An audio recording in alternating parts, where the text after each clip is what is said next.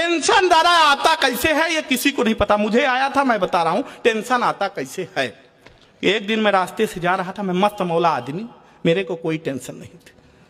पर एक दिन मैं रास्ते से जा रहा था तो एक खूबसूरत लड़की ने मुझ जैसे खूबसूरत आदमी से लिफ्ट मांगा। मेरे लिए तो यही टेंशन की बात थी, पर मैं बहुत अच्छा आदमी, मैंने उसे लिफ्ट दिया। भाई साहब कुछ दूर जाने के बाद उसे चक्कर आने लगे, मुझे और टेंशन हो गई। मैं उसे सीधे हॉस्पिटल लेके पहुंचा। 10 मिनट बाद डॉक्टर आया, बोला बधाई हो भाई आप बाप बनने वाले हो। मुझे बोला बधाई हो भाई आप बाप बनने वाले हो। मुझे और टेंशन हो गई। मैंने कहा खराब नहीं, होने वाले बच्चे का बाप मैं नहीं हूं। तभी वो लड़की आ गई, बोली नहीं यही है, तो और टेंशन हो गई।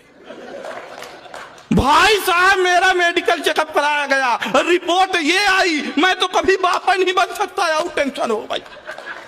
फिर मुझे ख्याल आया घर में मेरे 2 बच्चे, वो किसके, और टेंशन हो। इतने में मोहन भैया का फोन आया, बोले बेटा तुझे इतनी टेंशन है तो मेरे इधर आ।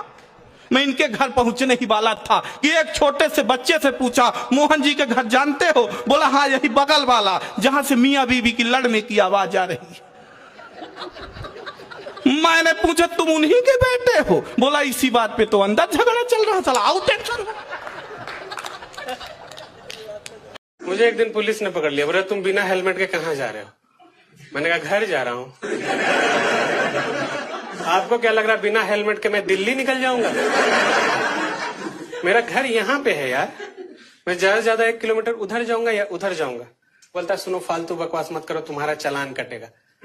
मैंने कहा सर मेरी मम्मी ने मुझे 26 रुपया देके दूध लेने भेजा था। आपको लगता है मेरी इतनी औकात है मैं आपसे चालान कटवा लूंगा? बोलता गाड़ी रखो और अपने पापा को बुला के लाओ।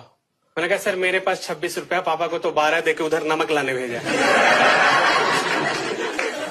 तुम्हारे घर में एक साथ सामान नहीं खरीदने का। मैंने कहा सर करप्शन ज्यादा हो जाता है, पापा बीड़ी पी जाते हैं और मैं तो गुटखा खाता हूँ सर। बोला तुम्हारे घर में सबसे ज्यादा पैसा किसके पास है? मैंने कहा दादी के पास है, और मैं चाहता हूं कि आप दादी से पैसे निकलवाओ, क्योंकि जिस औरत से 40 साल में हम पैसे नहीं निकलवा पा रहे हैं आप उसका चालान काट लोगे।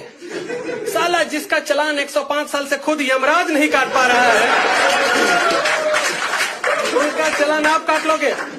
और मान लो आपने उनसे पैसे निकलवा भी लिए तो चला नहीं पाओगे। मेरी दादी के पास इतने काले और पुराने नोट हो गए हैं कि अभी आरबीआई वालों ने लेने से मना कर दिया। बोल रहे हैं ये धारक को 10 रुपए देने का वचन ताम्र पत्र में कौन दे रहा है?